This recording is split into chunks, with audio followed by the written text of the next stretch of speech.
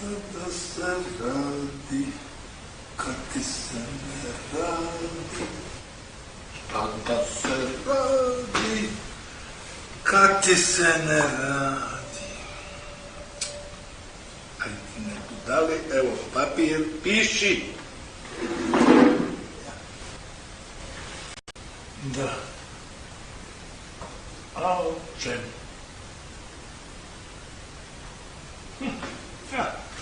Ako je slikarina, da uzme ružu, cvijet, stavi u vazu, stavi u bocu, stavi na prozor, pa onda na jutarnjem suncu, na ponoćnom suncu, nula dijes sine alineare. To je lako. Da, 1000 slikara naslikalo je, 1000 ruža i još će. Da. Čas estetici, ali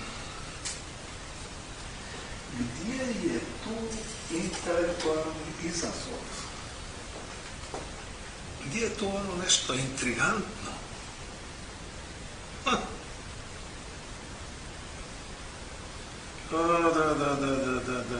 evo kako je Munk genijalno naslikao zvuk,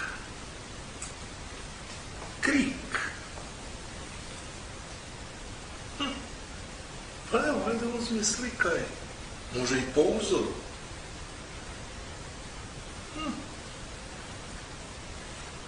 Ček. Nije mi zvuk, nije mi krik, evo, nije mi krik. Kako bi to bilo?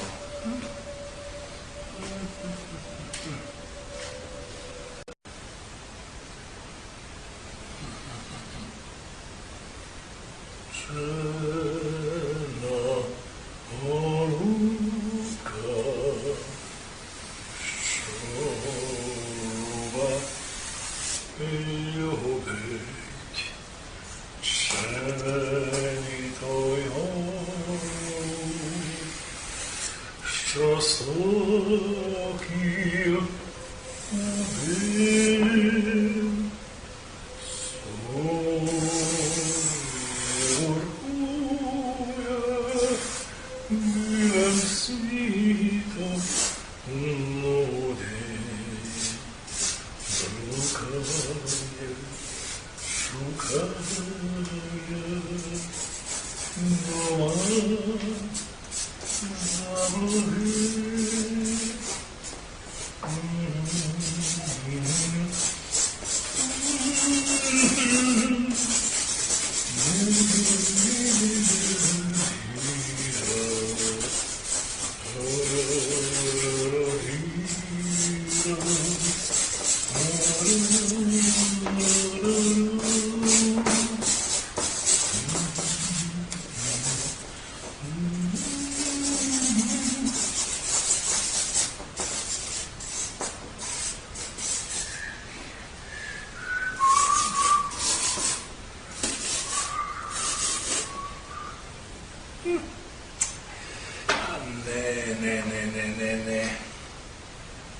Ne.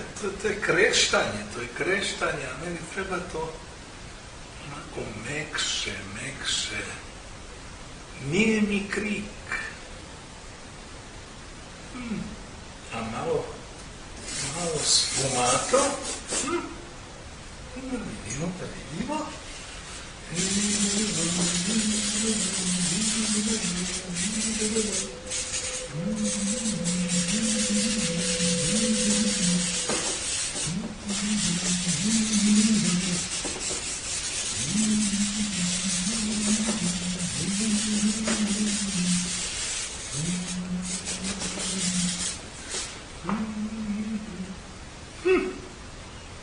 To bi moglo biti to. Da. Koji je sad?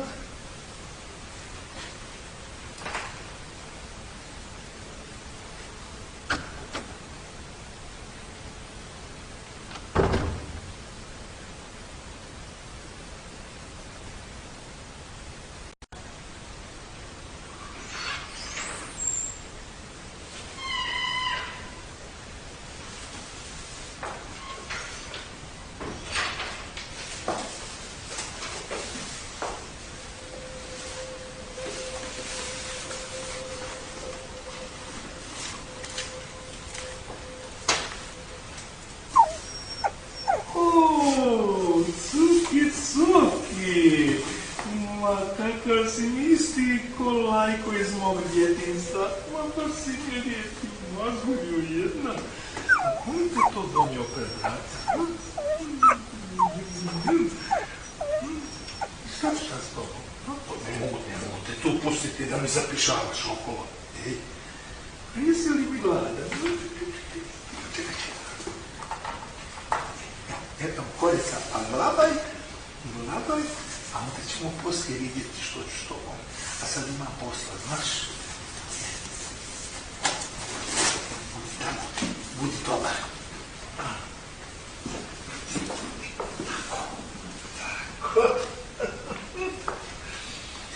Da vidimo što je stiglo.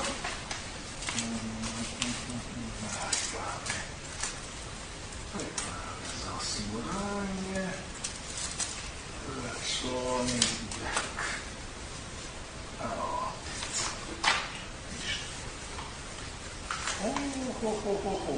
Stiglo konačno. Da vidimo. Ne miriše ni ovako ni onako.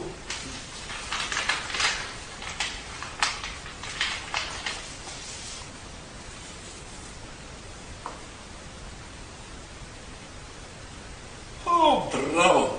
Svi projekti odobreni. To. Ma da.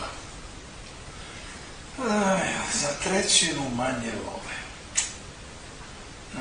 No dobro, baš ima čim ekonomizirati. Evo, izložba. Manje eksponata, manji prostor. Može se pokriti. Izdanje knjige. Kako tu? Sitniji font, manje stranica. Umjesto color fotografija crno-bijele. Može proći. A predstava? Samo pola. Pa to je dovoljno samo za plakat, pozivnice, možda koji rekvizit. A gdje je tu dvorana, scena, režije? Pa to je ko za pučko-školsku predstavu. Eto. Pa glumi. Možda je upravo bio onaj klinac iz folklora što mi onomad reče, lijepo je to glumit, ako nema love, bati to. Da. No, kad si u vodi, treba plivati. Ili štedi snagu pa potoni odmah. Da, plivati, isplivati. A kako isplivati pored tolikih upitnosti? Da. Zašto baš teatr? Baš. Kad to ovdašnjim Ukrajincima skoro da uopće i ne treba. A folklor im već na uši curi, tako da na priredbama malo pa je više izvođača nego publike. Da. A možda upravo zato možda. No. Ali šta staviti? Nešto suvremeno ili klasiku? Da vidim što se nudi. Kakav je izbor uopće?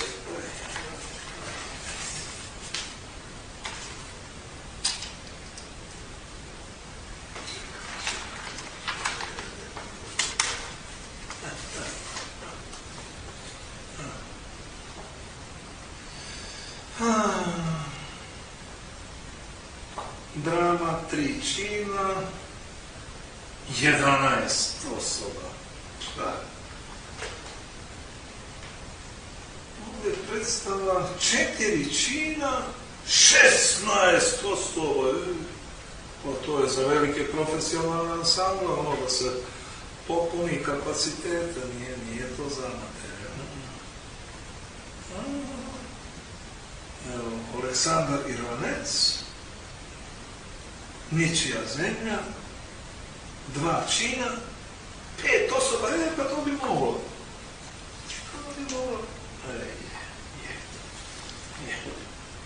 Malo sutra, na sceni most, pogranični prijevoz, pa to košta.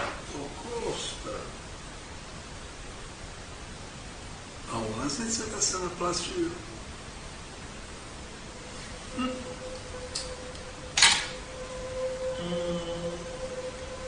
Koja navala na ove amaterske predstave, da, do krova. Kako ono reče onaj glumac? Dobar dan. Ne, ništa ne prodajem. Ma nisam ja iz vjerske sekte. Znate, ja sam glumac. Kako baš tako? Treba mi tu možda nekoga razonoditi glumom. Šteta. Eto, kad je tako viđenje profesionalca, a šta mi amateri da kažemo? A onda pitanje, koji jezik? Za ove ovdašnje Ukrajince, trebalo bi na ukrajinskom, ali njih to nešto malo koji ko fol govore ukrajinski, zapravo teško razumiju književni, jer govore onim arhaičnim ukrajinskim i to pomješano sa ovdašnjim dijalektima i jezicima, ono, karikirano, na primjer, dobro smo prodale loše i za ti pare platelam porez, a za račta kupelam kvočku i sornog pilića. A na američkom, ukrajinskom to bilo nešto još gore. Come, ja gle, znale, jaki ja happy. Kod ja šagam, to je svi nju karta i idu na toj široki road, taj drivaju jak crazy. I koliko će publike doći? A na hrvatskom, kad bi se dalo, eto ti zvucanja onih nekoliko ukrajinskih čistunaca, da ne kažem Ukrajinčina. Tako da, ne znam, ali najvjerojatnije to bi vrijedilo složiti ono nešto na hrvatskom, ono a la carte, i onda koordinirano malo sa drugim jezicima i dijalektima. Da. U redu. A što s ostalim momentima? Kao prvo, ništa politički. Ostalom to mi uopće neće biti teško. Jer ja se u politiku i onako ne razumijem. Evo, na primjer, meni još uvijek, čak i nakon tih godinu i nešto dana, uopće mi nije jasno ono glede naših prava za učlanjenje u naše udruge, ono da se smanje zbog povećanja sloboda. Kako to? Smanjenje prava zbog povećanja sloboda. Ne shvaćam. Ostao. Ja ne shvaćam čak ni onaj, odnosno ne razumijem. Onaj najkraći vic, kažu politički. Ako i glasi,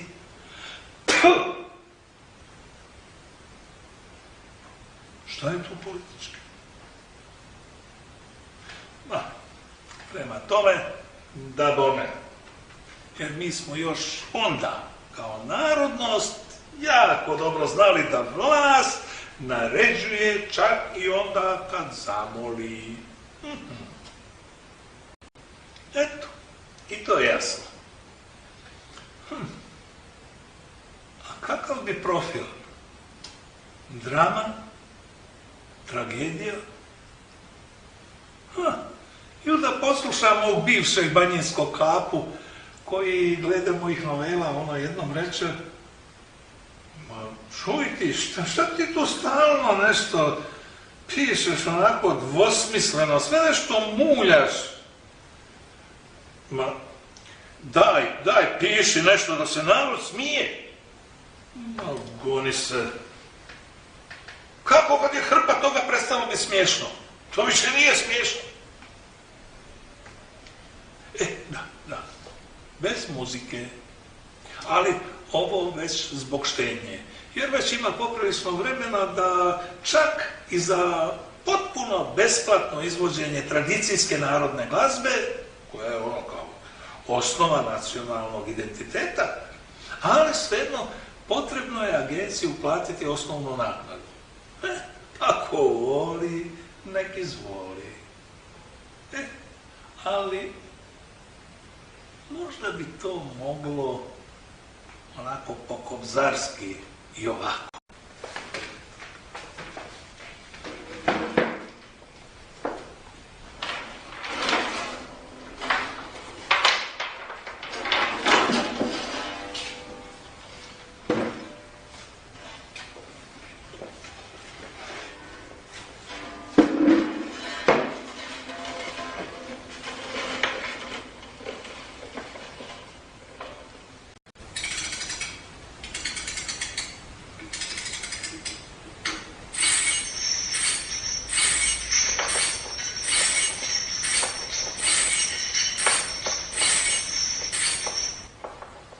Tako je bilo i biti će vazda, zveket lanca sputana je glazba.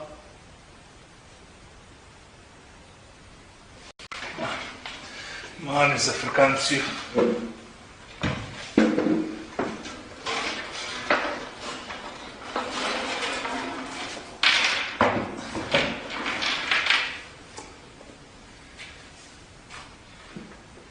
A da se nešto prevede sa hrvatskog. Evo, na primjer, Krleža, u vezi nekog njegovog jubileja. Da, doduše, to možda čak ima i veze s Ukrajincima, jer on je pisao i o domobranima u Prvom svjetskom ratu. Istina, ne spominje Ukrajince, ali zna se da su njih odavde slali na Galicijski front protiv svojih sunarodnjaka. Slično Legija u Drugom. Onako, svoj protiv svoga zbog lojalnosti. Kako je ono rekao u stihu: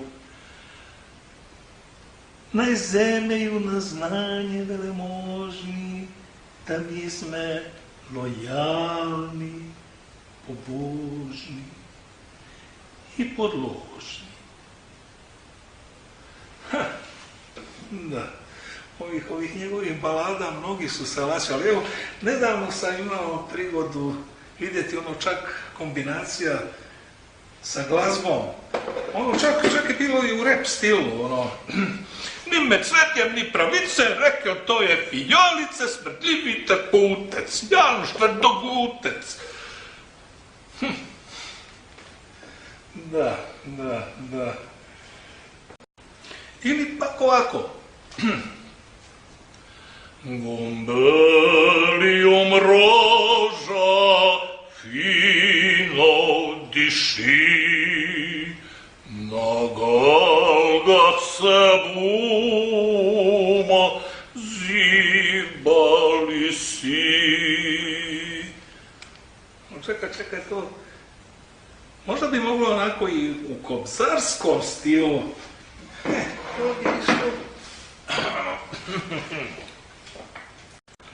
Salinom nam buju prelejali grob, trzamp, pesjegno išće zlopatali drob, trzamp,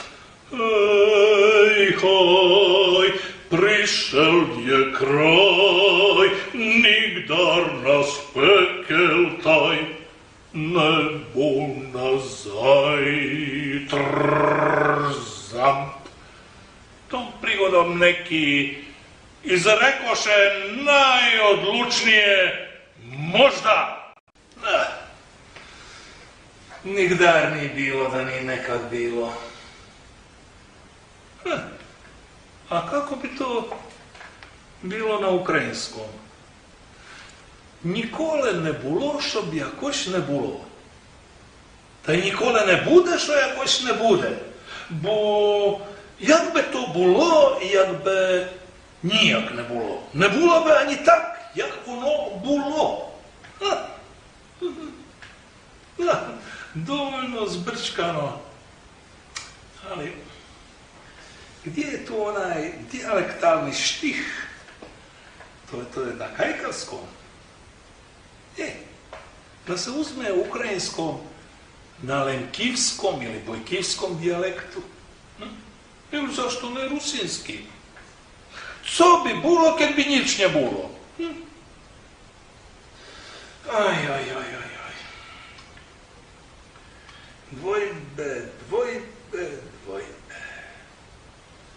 Da se to pogleda malo onako s vremenske distance, a?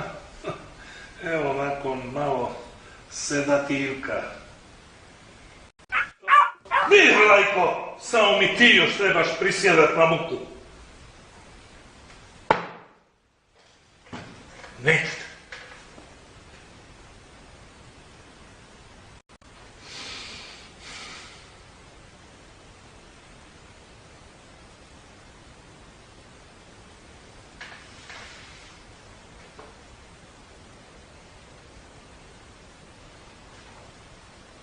Kako ono bi?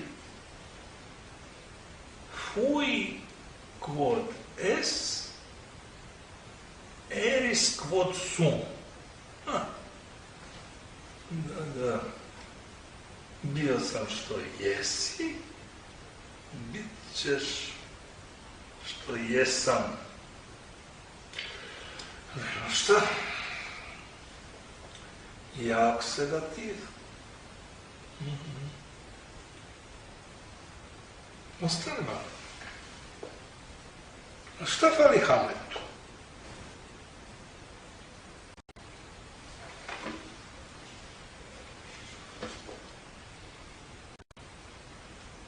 To be or not to be, that is the question now. Ma, to ne prolazi više ni kao piti ili ne piti.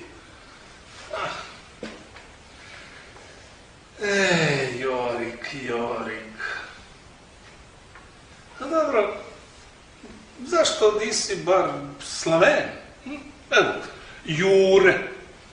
Ili ono kompromisno, Jurik. Ček. Kako bi to bilo u transliteraciji? Ono je kao Y, U, Ricka, idec, Juricka, ček.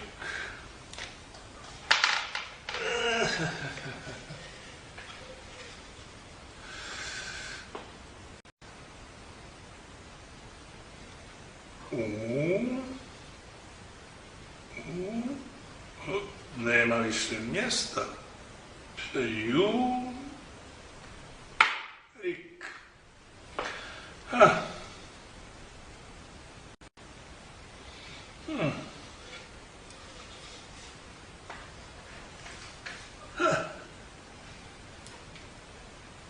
Nekad poznata glava, sad se vidi šuplja,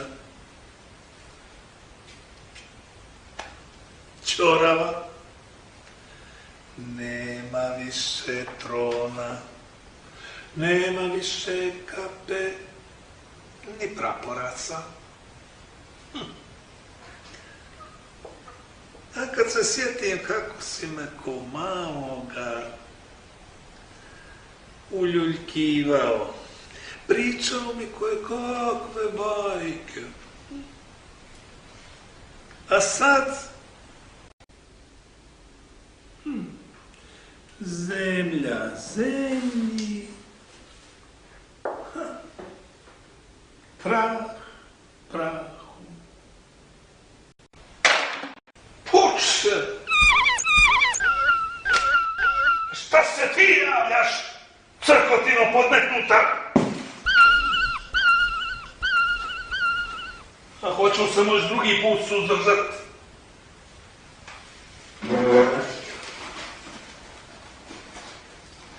Znaš, to ti je zbog napetosti. Ali čuj, svejedno, bolje ti je da se držiš dalje od mene. Znaš šta? Hajde onako kako si lijepo došao pred moja vrata, na isti način produži kod susjeda.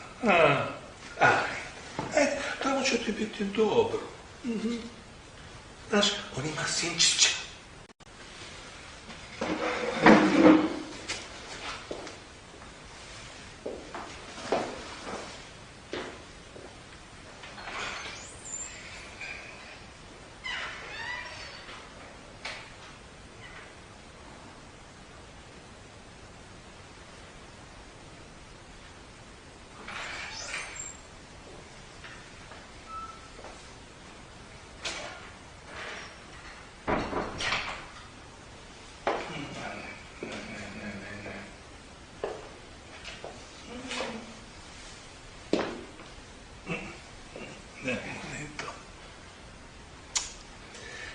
Treba bolje napregnuti vijuge. A zašto ljudima na zahodu dolaze dobre ideje? Možda zato što se moraju bar na trenutak smiriti. Ako je to recept, pa u redu, evo, ajde, da si i ja smirim. Evo, čak u pozi Rodejovog mislioca.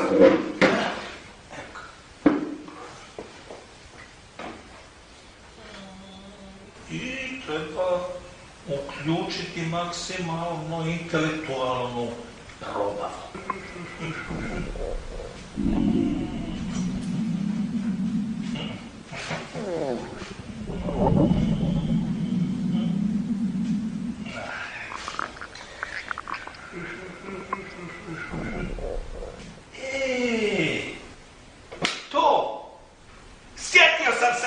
Sjetio sam se, Steinmach i njegov plavi automobil. Čekaj, tu sam imao negdje moj nedorađen prijevod. Čekaj, nije, koji nered,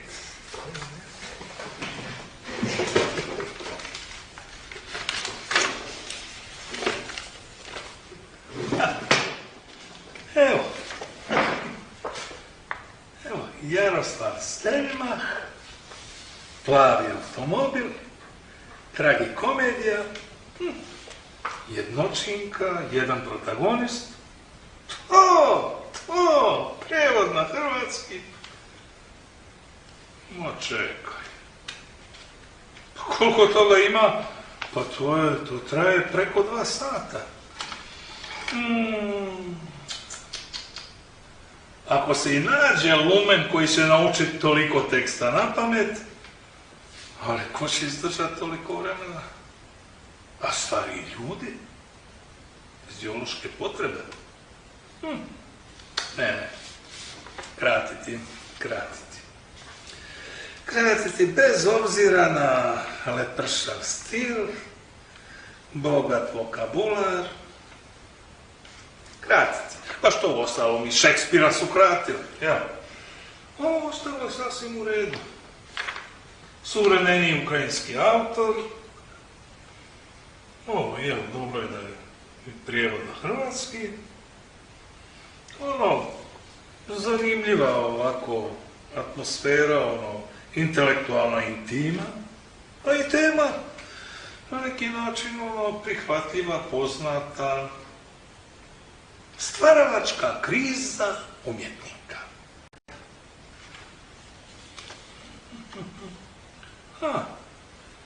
Napisano taman pred raspad Sojuza.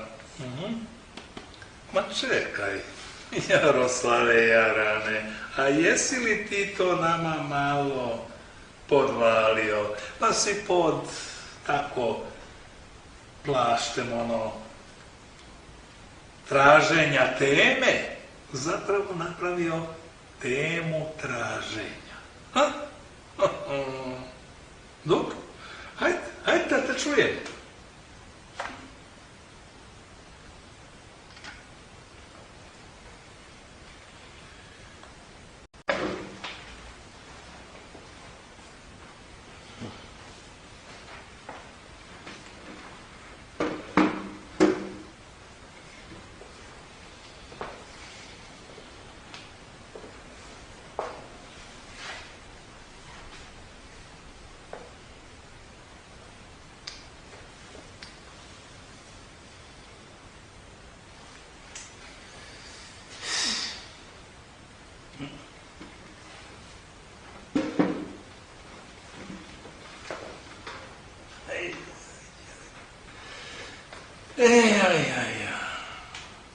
To su nekad bila zlatna vremena. Ni briga, ni gnjavaže. Pužeš si bez putovnice i voziš svoj plavi automobilčić po ispucanom polu, a svi se tobom bave, pa te paze, maze.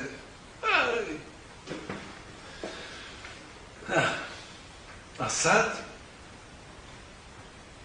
sjedi, piši, izmišljaj.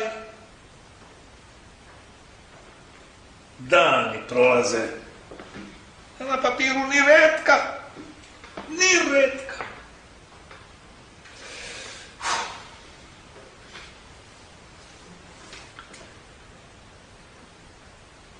Evo, ovom sam već pisao.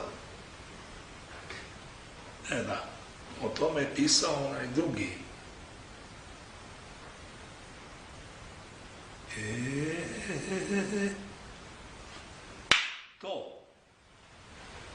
To. Evo gdje je zlo današnjeg vremena. AIDS!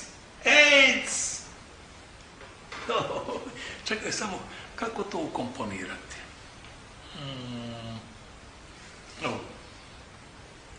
Bolesnik još ništa ne zna. On je pun snage, poleta, kani se oženiti, želi imati djecu, dovršava svoje kapitalno djelo, knjigu, knjigu.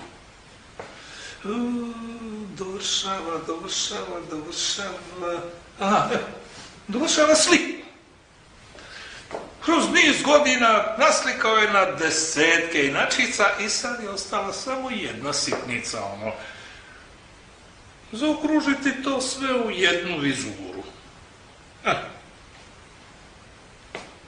On je pod inspiracijom, zatvara se u atelje, slika. Dobro. Sad, ona je magistar znanosti medicinskih. Ona želi izgraditi obitelj onako planski, promišljeno,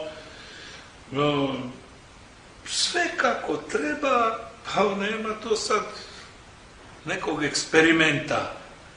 Evo, čak i geni moraju biti čisti ko kristal. Nikakvih tamo pada večara u bližoj ili daljoj familiji. Ne. I upravo zato kao za sedimentaciju uzme krv, trči do mikroskopa,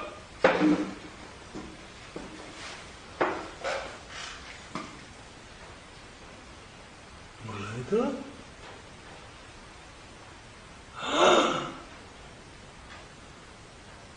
užas! Pa to znači da je i ona? Ne.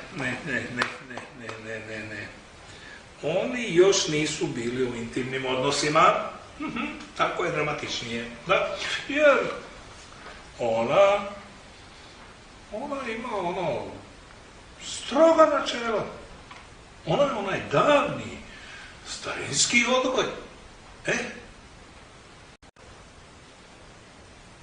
strava,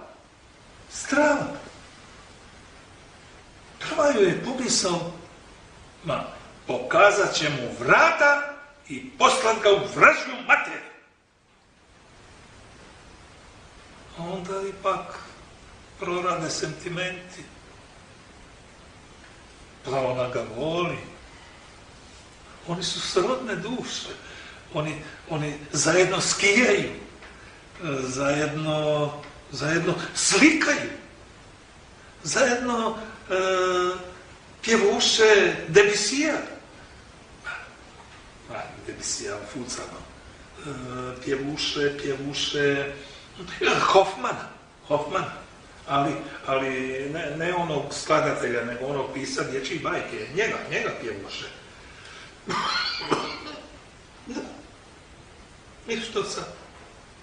Besana noć, kava, sedativ. I ona se odlučuje. Bit će uzdjena. Mora ga liječiti. Doduše, medicina je još bespomoćna, ali moće ga održavati bar još tako par godina.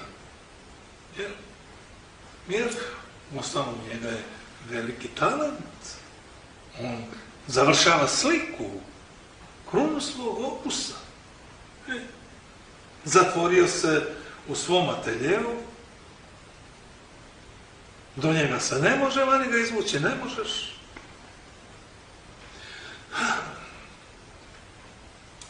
Uzima telefon, nastojeći biti smirena, bira njegov broj.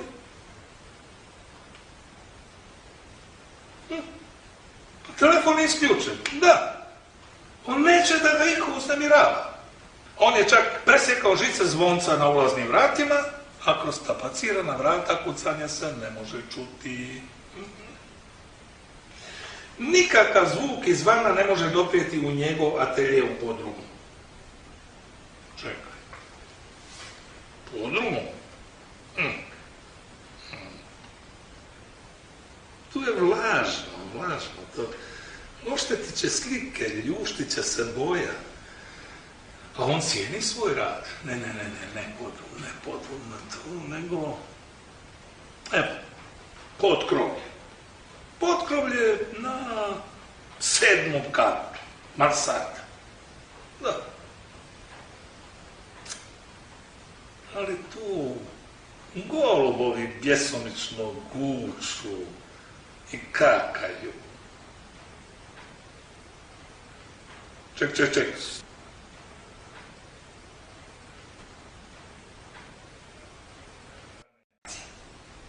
Ma stani, Jaroslave, Jarane, ma daj više tu dinamike. Daj dinamike, malo živosti. Evo ovako. Ali tu golubovi guču i kakaju. Šta kakaju? Zaseru sve izbočine zgrade. Ali tu je zračna puška. I...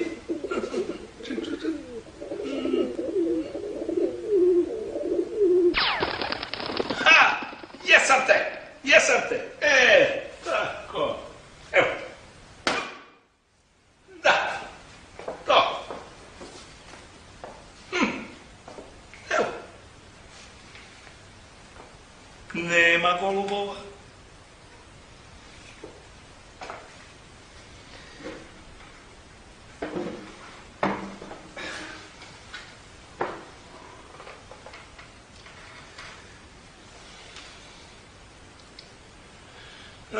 Nema golubova, ali nema ni veze sa vanjskim svijetom. I što je njoj sad činiti? Nesmotreno ona se odlučuje popeti k njemu po oluku. Nekad se bavila sportom i uspješno je nastupala sve do porođaja. Porođaja? Čekaj. Onda ona ima dijete. Ajmo, dobro. A muž?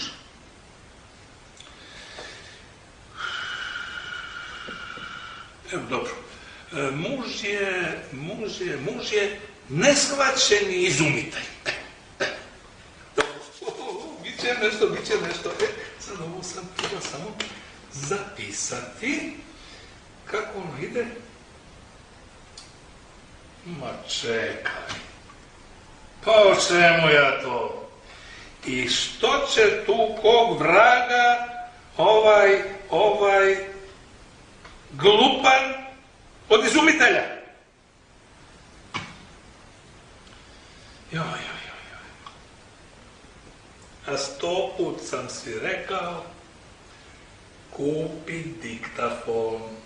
No škurtari, kupi diktafon pa radi s diktafonom, debilu! Pa čekaj, Jarane,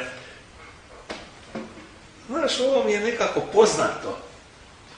To me podsjeća na tamo one 90. početak 90-ih. Crkva, ispovjedaonica, unutra ljudeskara, a u duši skrušeni griješnik ispovjeda neki davni grijeh iz djetinjstva. Kao, ide dječak tako, predvečer je sumrak, već skračilo se, ali na svjetlom obzorju neba, vidi se na telegrafskoj žici, onako konture, 10-ak lastavica, sa zračnom puškom i uspijeva naciljati, jednu po jednu, jer cilja, one su padale, one koje su ostale su se u mraku jedna do druge nagurivale, stiskale, ali on je tako jednu po jednu sve ih je skinuo. Koja radost! Svejedno za koji dan on je to zaboravio i evo sad, ona poanta, dolaze rane 90. Lojalan odaziv na mobilizaciju, nekakva fronta. Tamo je možda neka usijana glava. Možda čak i neka zvijer. A možda je neka dobričina kao on koji se lojalno odazvao na mobilizaciju, ali tamo svojima. Možda čak i znanac, ili ne daj Bože rođak. I sad stavljeni u poziciju, ko će koga?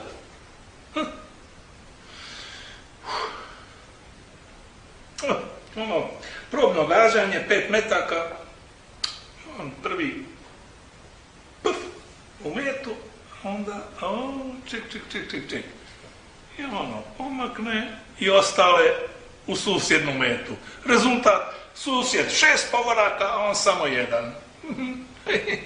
Sad je siguran, neće ga rasporediti u snajperiste. A zna da je dobar strijelac i toga se i boji da se u njemu ne probudi ona davna zvijera. I zato prvi dopust odlazi u crkvu, ispovjeda, a ispovjedniku neugodno. Pa mu sugerira, dajte se ispovjedajte onako, muški. Ma šta muški, ja se ne ispovjedam po nekim pravilima, ja ispovjedam ono što ja osjećam kao grijeh. Ovaj brhtavom rukom daje razrješnicu, dobro. I uspio je. Razrješnica grijeha je bila prava, jer kad god bi od tada gledao lastavice, tako bi uživao u njihovom letu. Kud me ovo odvuklo? Znaš, Jaroslave, ti jednostavno navodiš čovjeka na puno asocijacija. Ali dobro, čekaj, ajde, vratimo se mi tvojoj temi. Idemo na glavnu temu. A čekaj, a koja je tvoja glavna tema? Glavna, ne glavna tema. Bilo bi možda dobro o nečem vječnom, bliskom. Evo, na primjer, o obitelji. To je uvijek aktuelno. Evo, ovako. Jednog lijepog dana sreli su se moji roditelji. S obzirom da je moj otac bio jako sramežljiv, ne znam, ne mogu si predočiti kako je on smogao hrabrosti prići mojoj majci. A bilo je to ovako. U jedan mali gradić došao je mladi biolog. I tako šeće on i upoznaje grad, kad odjednom ugleda ljepoticu. Stao je ko začaran. Nije pristupao, nije se upucavao, nego samo je promatrao. I onda je počeo slijediti, poput mjesečara. Ona se okrene jedno, okrene se drugi put, ubrza, a on za njom. Već kad su bili blizu njene kuće, ono skupi hrabrost. A što vi želite? Želim upoznati vaše roditelje. Pa izvolite. Prođu pješčanom stazom, ona otvara vrata. Mama, ovdje jedan tikvar hoće upoznati. Da? Što želite? Želim zamoliti ruku vaše kćeri. Ovakva izravnost tako je dotukla moju majku da ga ona jednostavno nije mogla odbiti. Hvala, mama. Negdje za mjesec dana su se vjenčali, a kroz kojih tako godinu dana rodio sam se ja. Mama je bila izuzetna osobnost. Koja je energija, koji elan, ali morala imati sve pod kontrolom. Ona je morala znati kome mi odlazimo, čime se bavimo, s kime se družimo, tko nama dolazi. Tako mi je teško padala ta njena diktatura. Evo, jednom sam doveo djevojku doma, puna kuća gostiju, neki su doveli i djecu.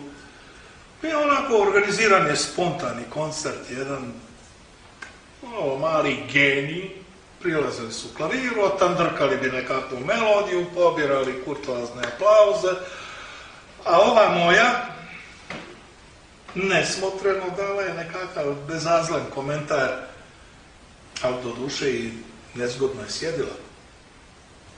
Ja znam, htjela je sakriti rupu na čarapi, no po iako ljubaznom osmijehu, ali po hladnom pogledu, shvatio sam da moja draga nije pobrala majčine simpatije. Ne znam, moja majka nikako nije mogla shvatiti da ću se ja oženiti bez njene volje. Čestitam. Iako nema da će.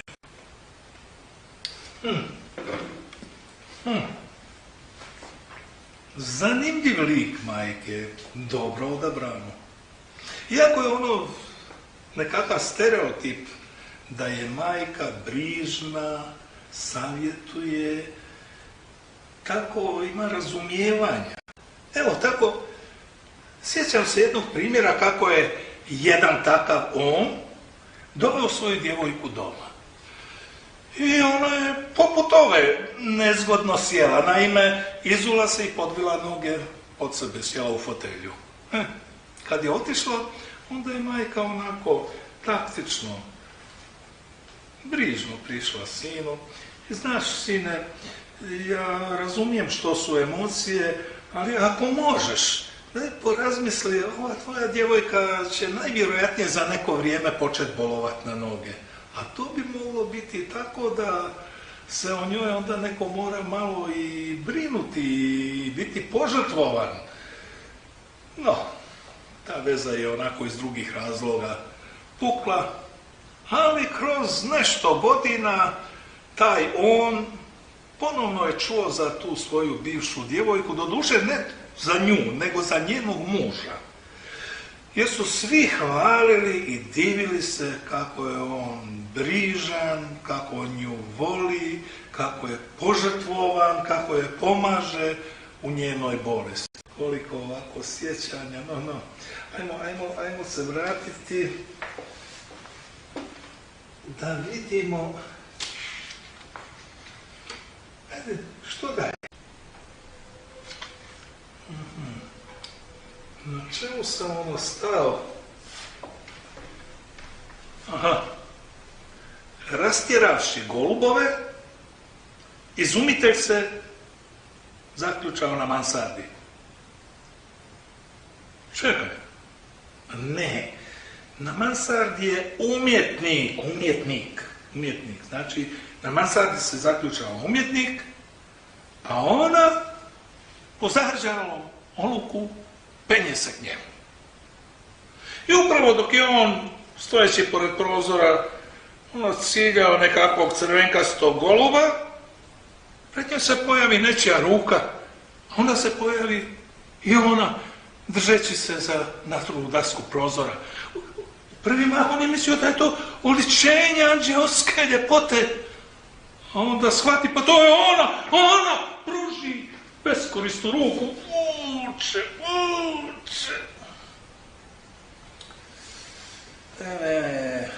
Ovdje ovu scenu treba nekako drugčije riješiti. Ako je to na filmu, pruži ruku, cimne i hop, gotovo je. Probaj ti to u životu za stvarno. Da, to ne bi išlo. Nego, ovako. Pruži beskorisnu ruku i vuče. I odjedanput nekakva mistična sila nju baci njemu u naručje.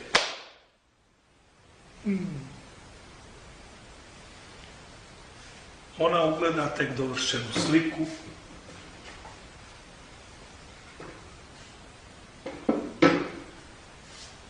Pobožno se spušta na koljena pred njom, stavlja ruku na grudi. Ona ima, lijepe grudi. Sad su još i polugole.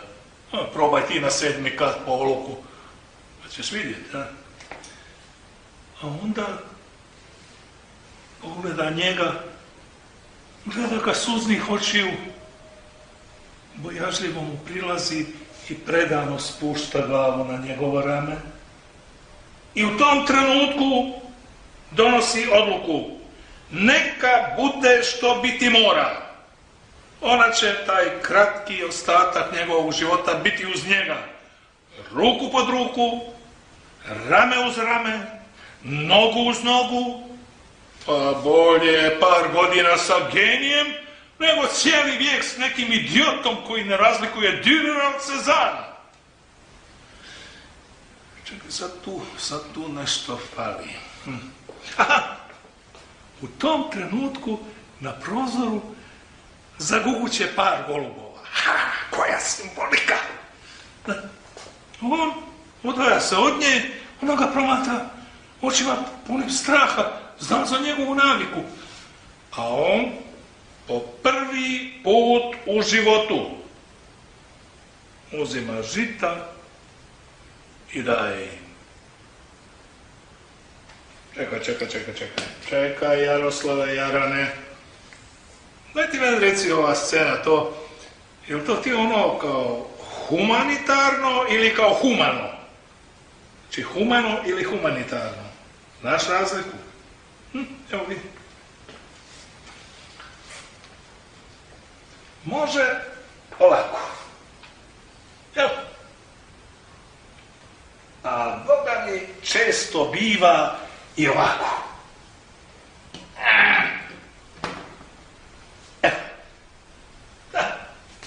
Evo, poput donacije, humanitarne donacije pokvarenih lijekova.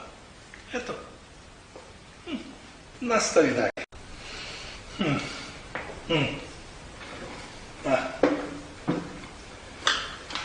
Manimo starije. A možda bih mogao uzeti nešto svoje. Svoja stradanja, svoje radosti.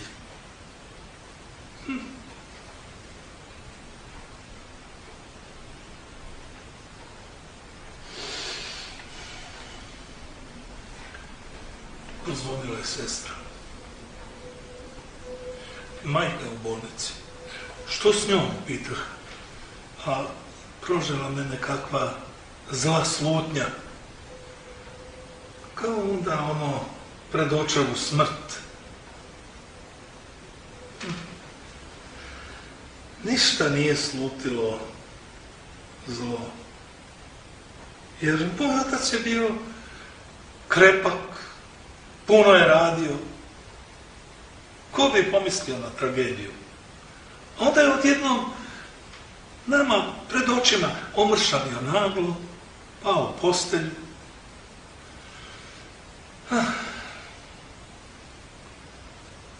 Puno sam dežurao uz njega. I vidio sam da on uglavnom nije bio pri razboru. Samo je gledao okolo, ali nekakvim praznim, nevidećim pogledom, kroz. Negdje u daljinu, kamo se izgleda već spremala odletjeti njegova duša.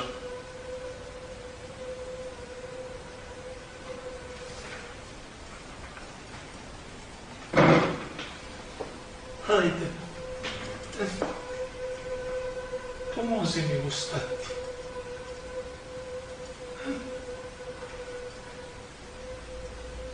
Malo čas sam vidio tatu. I mamu.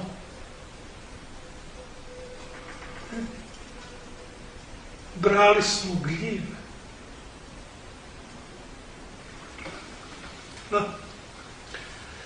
Shvatio sam, malo čas je bio u svom djetinjstvu. I zato, kad je ženski glas javio da je majka u bolnici, u mene kao da se zarilo nešto poput hladnog, zahrđalog stječiva.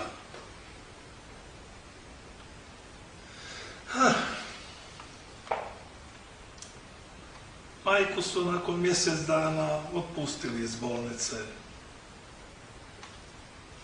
Njegovali smo je doma. Jedno jutro jako joj se pogoršalo.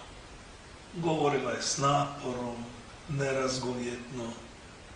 Prestala je jesti i piti. Nije uzimala lijekove.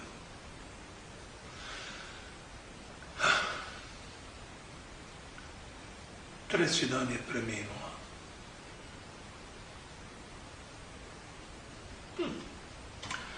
Došao je liječnik, izdao potvrdu, a onda su došla dva čovjeka iz pogrebnog poduzeća, ušla u majčinu sobu, uprostrili ceradu, na ceradu plahtu, stavili majku, zamotali, krenuli. Pa dobro, gdje su nosila? Stubište uskopat mi ovako. Ma dajte to ljudski, pa evo, mi ćemo vam pomoći. Pažljivo smo odnijeli majku dolje i polako ugurali nosila u pogrebni kombi. Ovom jednom sam tutnuo novčanicu. Ne treba. Novčanicu je uzeo.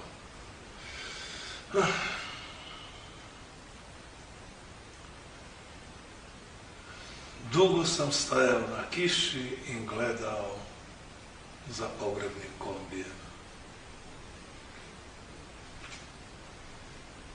I nije mi se htjelo uopće mrdnuti.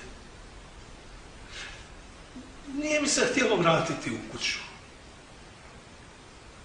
A zapravo, nije mi se htjelo živjeti. Da, prije ili kasnije, svi spoznamo i takva čustva, i bol, i žaljenje. I tako da užalujemo za bližnjima. Zapravo, istovremeno žalujemo i za svim onim lijepim trenucima koje smo s njima doživjeli. Ali, daj objasni mi, Jaroslave, zašto čovjek o sreći uglavnom razmišlja u prošlosti, Zašto ne može pojmiti trenutak sreće u onom momentu kad on traje? Je li to možda ono Faustovo prokletstvo da ne može uloviti taj trenutak, stalno traga za njim da bi mu rekao Verweile doch. Zašto običan čovjek ne može spoznati sreću upravo u vrijeme njenog trajanja? I da tom trenutku kaže, ma stani, zastani, ma tako si lijep. A da se ne mora predati svome Mefistu. Jesi li o tome razmišljao, Jaroslave?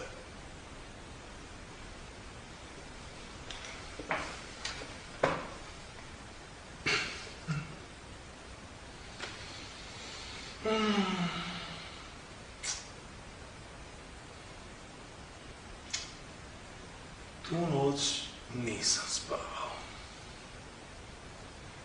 Nisam mogao spavati. Razmišljao sam, jesam li ja uopće ikada bio sretan? I uostalom, što je to sreća? Jesu li to prijatelji? Ili je to posao? Ili ono što se zove uspjeh?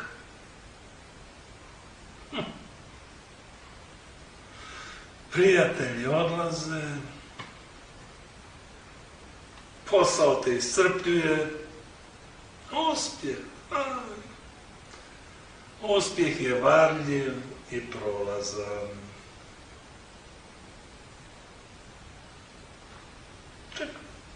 A možda je sreća kad u nepoznatoj zračnoj luci gledaš poznate oči. Ili kad na kolodvoru dočekaš vlak, a na vratima vagona se pojavi dragi lik. Ili kad s dragom u sumrak šećeš morskom obalom, usnama joj dodiruješ uho i slutiš njen sretni osmijeh. A onda dolaze sumnje, optužbe, rastanak. Pa gdje nestane ono sve lijepo?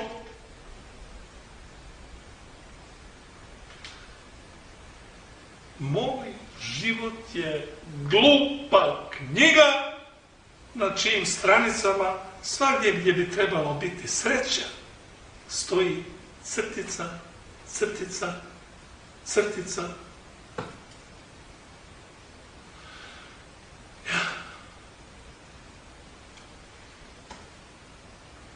I tko je uopće bio sretan? Možda neko jest. Ali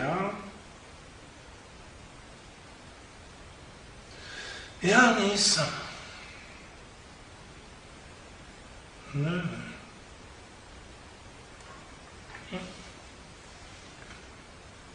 Nisam.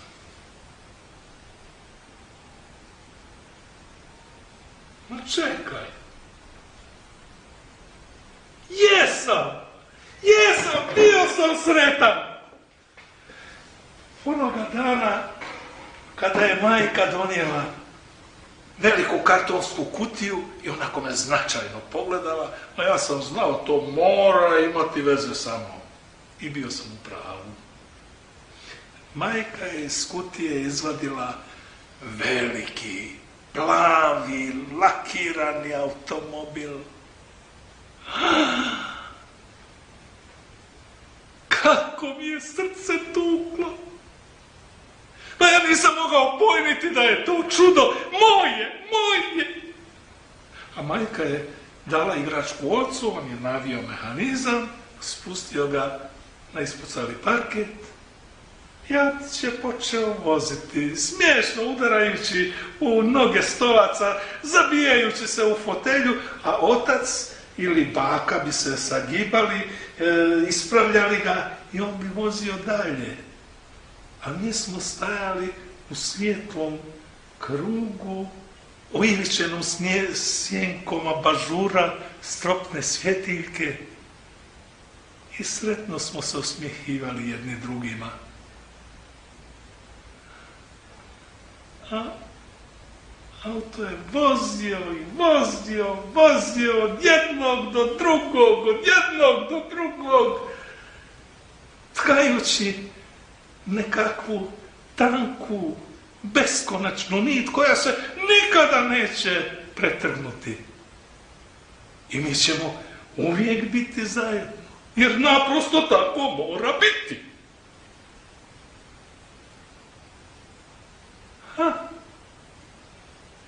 Četvero najbližih ljudi i uvijek ćemo biti zajedno i sve će biti dobro i sve je još pred nama i nikad se nećemo rastajati. I nikada nećemo umrijeti. Nikada. Čak ne u jedan isti dan.